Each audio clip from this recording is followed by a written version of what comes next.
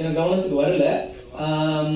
ஒருவேளை நான் பயணத்தில் இருந்ததுனாலயா இருக்கலாம். ஒருவேளை அப்படி நடந்திருந்தா அதுக்கு வன்மையான கண்டனங்களை இந்த தெருக்கூத்து கின்னஸ் ஒரு மணிமகுடத்தை சூட்டின இந்த நிர்வாகிகளோட, இந்த ஒருங்கிணைப்பாளர்களோட இந்த மேடையில் உட்கார்ந்துருந்து அதுக்கான நான் ஒரு வன்மையான கண்டனங்களை தெரிவிச்சுக்கிறேன்.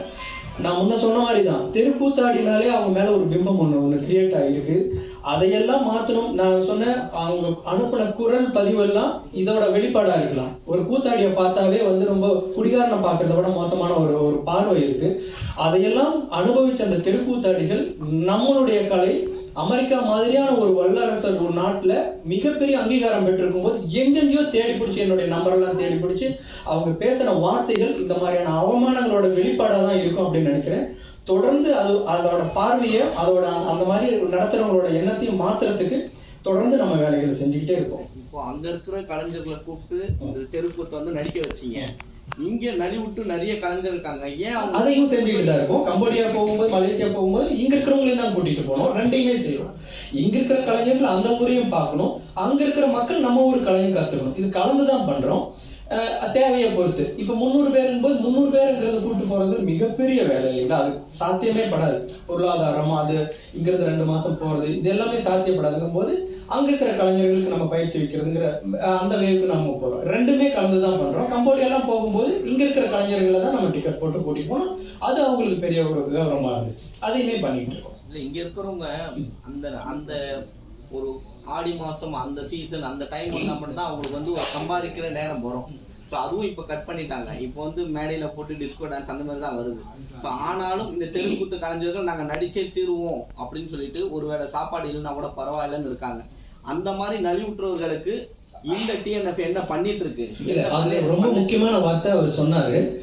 இங்க அந்த ட்ரெஸ், அதாவது அங்க நடிச்சவங்க மட்டும்தான் அந்த கலைஞர்களே ஒழிய, அந்த கலைஞர்களோட மேக்கப்ல இருந்து, காஸ்டியூம்ல இருந்து, ஹேர் ட்ரெஸ்ல இருந்து அவங்க பயன்படுத்தின அத்தனை பொருட்களுமே இங்க நலிவுற்று இருந்த தெருக்கூத்துக்கான காஸ்டியூம் மேக் பண்றவங்க, தையல்காரங்க, அந்த கிரீடம் செய்யறவங்க, அது மணி ஓட்டுறவங்க இருப்பாங்கல்ல, அந்த குடும்பத்தினர் தான் பயன்பட்டு இருக்காங்க. அது அவங்களுக்கு மிகப்பெரிய அந்த ஒரு நலிவடைஞ்சிருந்த ஒரு காலகட்டத்தில் அது மிகப்பெரிய வாழ்வாதாரத்தை ஏற்படுத்தி கொடுத்திருக்கு. அதுக்கு அதை முன்னாடி அவர் குறிப்பிட்ட பொழுது சிவாசர் சொன்னது, அங்கிருந்து ஒரு நலிவடைஞ்ச 35 குடும்பங்கள் அதை பங்கெடுத்து அதை ரொம்ப சிறப்பான முறையில் செஞ்சு கொடுத்தாங்க. அது அவங்களுக்கு தான் முழுக்க, அது அவங்களுக்கு தான் பயன்பட்டுச்சு. சினிமா துறையில இப்போ சமீபத்துல பாத்தீங்கன்னா மாரி செல்வராஜ் ஒரு படத்துல ஒரு வயசான தெருக்கூத்து கலைஞரை கூட்டு அப்பாவை நடிக்க வச்சிருப்பாரு, மணிகண்டனுக்கு அப்பாவா. அவர் இறக்கும், அவர் நடிச்சாரு, பேர் வாங்கிச்சு, இப்படி பண்ணாங்க அப்படின்னு நம்ம இது அனுதாபப்பட்டமே தவிர அவர் இறந்துட்டாருன்னும் போது ஒருத்தரும் ஒரு இதுவும் பண்ணல, எந்த ஒரு சலுகையும் பண்ணல. இப்ப சினிமா துறை கூட தெருக்கூத்துக்கு எதிராக இருக்கா? இல்ல, அப்படி இருக்கு. நான் வெங்காயம் படத்துலயுமே அதே மாதிரி வாழ்வியலை சொல்லியிருப்பேன். அந்த கலைஞர்களோட துன்பம், துயரம் எவ்வளவு இருக்கு அப்படிங்கறத நம்ம சொல்லியிருப்போம். இப்போ கொஞ்ச காலமா நிறைய திரைத்துறையில தெருக்கூத்து சார்ந்த காட்சிகள் வைக்கப்படுது.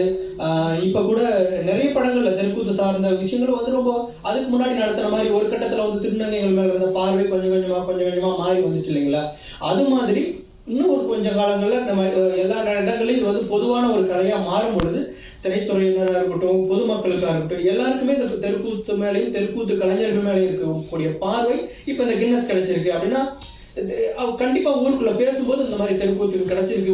ஒரு வெள்ளக்காரங்க நம்ம ஊர்ல இருக்குங்களே, யாராலையும் செய்ய முடியாத ஒரு விஷயத்துக்கு தான் சாதனையாளர்களுக்கு ஒரு சர்டிபிகேட் கொடுக்குறாங்கன்னா அது இந்த கலைக்கு கிடைச்சிருக்கும் போது இன்னும் அது கூடுதலா ஒரு மரியாதை கிடைக்கும் பொழுது கண்டிப்பா எல்லா துறையினருமே அதை அக்செப்ட் பண்ற மாதிரி தான் இருக்கும். அது கொஞ்சம் கொஞ்சமா மாறி வரும் அப்படிங்கிற நம்பிக்கை இருக்கு, திரைத்துறை உட்பட எல்லாமே. இந்த கின்னஸ் சாதனை, இந்த டிராவல் உங்களுக்கு பெரிய அனுபவமா இருந்திருக்கும்.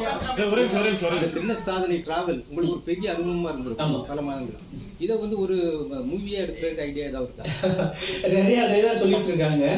அது அந்த கடைசி நிமிடம் வரைக்கும் ஒருங்கிணைப்பாளர் இருக்காரு. சவால்கள் நிறைய இருந்துச்சு. அந்த சர்டிபிகேட் கிடைக்குமா, நீங்க கிளிப்பிங் பார்க்கும்போது நான் ரொம்ப சீக்கிரமா அதை ரெடி பண்ணதுனால அவ்வளவு கிளாரிட்டியா பண்ண முடியும். ப்ராப்பர் ஃபுட்டேஜ் நமக்கு வராதனால அங்கங்க கிடைச்ச ஃபுட்டேஜ் எடுத்துதான் நம்ம காட்டணும்னு பண்ணோம். அந்த சர்டிபிகேட்டை வாங்கி கையில வச்சுமா அந்த கூட்டம் ஆர்ப்பரிச்சது அடங்குறதுக்கு 10 நிமிஷத்துக்கு மேல ஆச்சு. ஏன்னா அந்த மக்களுடைய அர்ப்பணிப்பும் உழைப்பும் அந்த பதட்டமும் அது கிடைக்குமா கிடைக்காதா, எத்தனையோ சவால்களுக்கு அப்புறம் இதை பண்றோம். அந்த ஜூரியா வந்தாமா பயங்கர ஸ்ட்ரிக்ட்.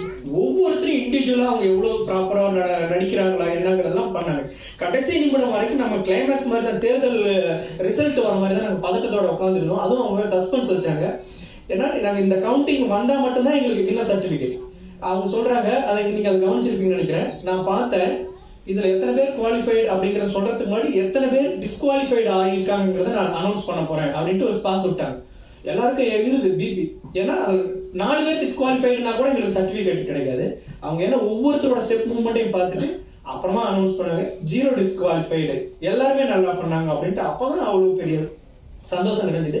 நீங்க சொல்ற மாதிரி அது நிறைய கூஸ்பம்ப் மூவ்மெண்ட் ஒரு படத்துல காட்சியா வச்சா கிடைக்கக்கூடிய மிகப்பெரிய, ஏன்னா நீங்க இந்த ஒரு தமிழ்நாட்டோட விளிம்புநிலையில் இருக்கக்கூடிய கலை உலகத்தோட உச்சத்தில் இருக்கக்கூடிய ஒரு நாட்டில் நடக்கும்போது எப்படி இருக்குங்கிற ஒரு கான்ட்ரவர்சியலோட அந்த படம் பண்ண ரொம்ப நல்லா இருக்கும். ஒரு மனசுல ஒரு டைரக்டரா நமக்கு பார்க்கக்கூடிய அழகான காட்சிகளுக்கெல்லாம் ஒரு கற்பனையான ஒரு கதை ஒன்று உருவாகும் இல்லைங்களா? அது நம்ம உண்மை சம்பவத்தோட சேர்ந்து வரத்துக்கான வாய்ப்புகள் இருக்கு சார். சார் இப்பயும் தெருக்கூத்துகள் நடந்துதான் இருக்கு.